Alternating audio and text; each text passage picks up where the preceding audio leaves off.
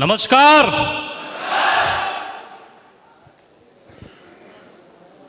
यकीन नहीं हो रहा है कि मैं ही आज यहाँ पे खड़ा हूँ। बहुत बेसब्री से इंतजार था इस दिन का, जिस दिन हमने बिजनेस की शुरुआत की थी उस वक्त से इंतजार था, और वक्त सामने आके खड़ा हो गया और विश्वास नहीं हो रहा है कि मैं ही इस स्टेज पे खड़ा हूँ आज। Thank you. एक बात बोलूंगा, इस दुनिया में बोला जाता है कि ईश्वर की मर्जी के बगैर एक पत्ता भी नहीं हिलता, हाँ कि ना। सबसे पहले मैं उस डिवाइन पावर को, परम पिता परमेश्वर को धन्यवाद देना चाहूंगा, जिन्होंने आज 29 जुलाई का एक योग बनाया, जिसकी वजह से हम सभी यहाँ पे उपस्थित हैं और ये डायमंडशिप में यहाँ पे मौजूद है। अगर ऊपर वाला चाहता नहीं तो ये पॉसिबल नहीं हो पाता। सारे लोग इस बात को मानते हैं कि ऊपर वाले की मर्जी के बगैर पत्ता नहीं हिलता, हाँ कि ना, हाँ कि ना। ऊपर वाला चाहता था तो ये दिन आया है। मैं जरूर चाहूंगा, ईश्वर के लिए जोरदार ताली होनी चाहिए, जोरदार।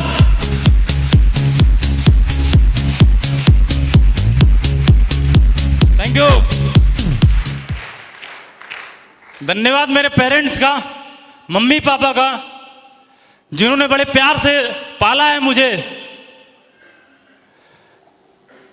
इतना अच्छा बचपन उन्होंने दिया, कभी प्रॉब्लम होने नहीं दिया। हमारे घर में बहुत सारी समस्याएं हुआ करती थी। अगर मैं परिवार की बात करूं, फैमिली की बात करूं, मैं हूं, भाई मेरा बैठा हुआ है, पापा मम्मी हैं, 4 मेरी बहन है। उस परिवार में मेरे पिताजी का एक ड्रीम था कि लड़के को पढ़ाएंगे और पढ़ा लिखा के जो बड़ा करवाएंगे।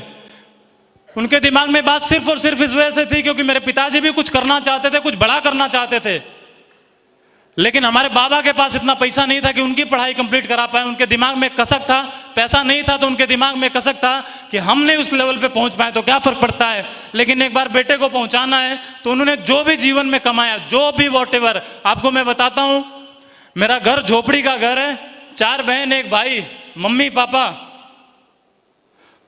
आय का कोई संसाधन है नहीं, खेती कुछ है नहीं, जो थी वो बंटवारा हुआ नहीं तो अपने को मिला नहीं, तो दुनिया भर की समस्या हुआ करती थी। लेकिन पिताजी ने कभी इस चीज को देखा नहीं कि मेरे बाद भी उनकी 4 बेटियां हैं। सिर्फ एक ही बात वो बोला करते थे, अरविंद मैं आपको बताता हूं, जिस ब्लॉक का मैं रहने वाला हूं, भगोली ब्लॉक पड़ता है मेरा, संत कबीर नगर के अंदर जिस ब्लॉक का मैं रहने वाला हूं, उस इलाके की मैं बात करता हूं। उस वक्त में जब मैं पढ़ाई करता था, पिताजी मुझे साइकिल से बैठा के छोड़ा करते थे। बहुत सारे रईस लोग वहां पे रहते थे, लेकिन किसी का बच्चा वहां पे पढ़ता नहीं था। आता जाता, जब भी मैं घर पे आता जाता था तो हर आदमी एक ही बात बोलता था, यादव जी अपने लड़के को लेके सती हुए हैं, ध्यान नहीं देते हैं, धूप है, बरसात है, सिर्फ लड़के के पीछे दीवाना हो रखे हैं। और पापा को भी लोग बोलते थे दुनिया भर की बातें, तो पापा एक ही बात बोलते थे, बोले अरविंद ये जो लोग बोल रहे हैं इनको बोलने दो, हम जहां पे हैं, जो हमारे परिवार में जो जिल्लत है, जो दिक्कत है, हम सिर्फ तभी बाहर आ सकते हैं जब तू कुछ बड़ा करके दिखाएगा।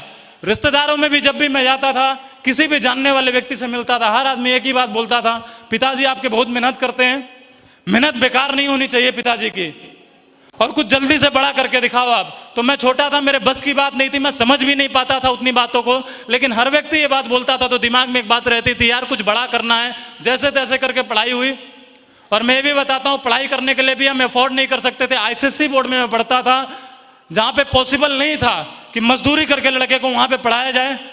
धन्यवाद देता हूं मैं अपने पिताजी का, कभी किसी चीज की कमी नहीं महसूस होने दी। घर में खाना बन रहा है कि नहीं बन रहा है, हमारे परिवार में ऐसे बहुत सारे दिन रहे हैं कि हमने गेहूं तो उबाल के खाया है, लेकिन अगर ड्रेस चाहिए तो टाइम पे ड्रेस आके अवेलेबल था, फीस जमा करनी है तो टाइम पे फीस जमा होती थी। उन्होंने कभी ये बात एहसास नहीं होने दिया कि बच्चा गेट के बाहर खड़ा रहेगा।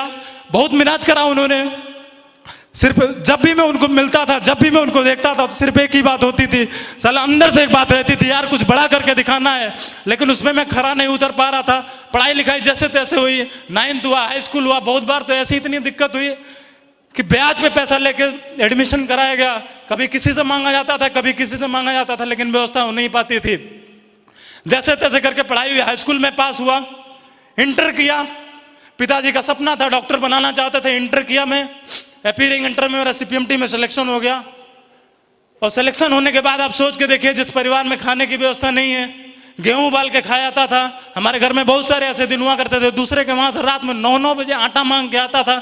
जब आटा मांग के आता था, बारिश का समय था, एक बार का याद है, मम्मी गई, हमारा एक पुरवा इधर है, दूसरा दूसरी जगह है, दूसरे के घर पे गई, आटा मांग के लेके आ रही थी और रास्ते में वो भी फिसल गई, गिर गया, और उस दिन खा नहीं पाए। घर का हर व्यक्ति बैठ के रो रहा था और एक ही बात बोल रहा था कि अब जिंदगी में कुछ हो नहीं सकता, अब यहां से हम निकल कर बाहर नहीं आ सकते। तो मैं बैठ के एक ही बात सोचा करता था, हो ना हो यार, इससे तो बाहर आना है।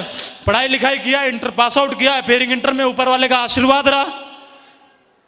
इतना मैं टॉपर नहीं था पढ़ाई में, लेकिन पता नहीं कैसे ऊपर वाला कुछ अलग कराना चाहता था। जैसे तैसे करके मेरा फर्स्ट अटेम्प्ट में जो डॉक्टर बनाना चाहते थे मेरे पिताजी, मेरा सीपीएमटी में सिलेक्शन हो गया। सिलेक्शन हो गया वहां पे, थैंक यू। लेकिन सिलेक्शन होने के बाद बारी एडमिशन कराने की आई, तो आप सोच के देखो, जिस परिवार में भोजन की व्यवस्था नहीं है और जिस दिन सिलेक्शन हुआ था घर में खुशियां थी, ऐसे मानो कि किसी के घर में दिवाली मनती हो, ऐसे मेरे घर में मनाया जा रहा था। और गांव का, मेरा छोटा सा गांव है 9 घर का, और गांव का हर आदमी दुखी था। दुखी इस बात से था कि ये भी हमारे बराबरी में आ जाएंगे। और मिठाई तक बट गई, खाने की व्यवस्था नहीं है, लेकिन जैसे तैसे करके यहाँ वहाँ से लाके मिठाई बट गई। बहुत खुशी थी घर से। फिर एडमिशन कराने की बारी आई, हम और पापा गए एडमिशन कराने के लिए, और वहाँ पे एडमिशन की जब बात आई तो पता चला कि एडमिशन के लिए रोकड़ा भी चाहिए, जो कि अपने पास नहीं था। लोग बड़ी बड़ी बातें करते हैं, लेकिन उस वक्त कोई साथ नहीं था। जब जरूरत थी तो किसी ने साथ नहीं दिया, और एडमिशन हो नहीं पाया। मैं वापस चला आया। वापस आने के बाद दिमाग में एक ही बात आती थी कि यार अब क्या होगा, अब तो कोई ऑप्शन बचा नहीं है। और मम्मी किसी भी ओकेशन पे किसी रिश्तेदार, ये दुनिया भाई साहब, ये दुनिया रहम नहीं करती किसी के ऊपर। ये दुनिया को सिर्फ मौका मिलना चाहिए, और जब भी इसे मौका मिला इन्होंने रगड़ के रखा। मम्मी गांव में जब भी किसी के पास जाती थी, जैसे 4 औरतें इकट्ठा होती थी और कुछ ना कुछ समझा के भेजती थी। रिलेटिव्स के वहां जाती थी तो लोग ऐसा नहीं कि खुशी ला दे, जो दुख है उसको कम कर दे, उसको बढ़ा के रखते थे। वो जाके जब भी किसी के वहां जाती थी तो हर आदमी एक ही बात बोलता था, बिटिया बड़ी हो गई है। मेरे से बड़ी मेरी 2 बहन है और मेरे से छोटी मेरी 2 बहन है। लोग बोलते थे बिटिया बड़ी हो गई है। और जब हर आदमी मम्मी को बोलता था, जितनी मेरी मम्मी को समझती उतना वो करती थी।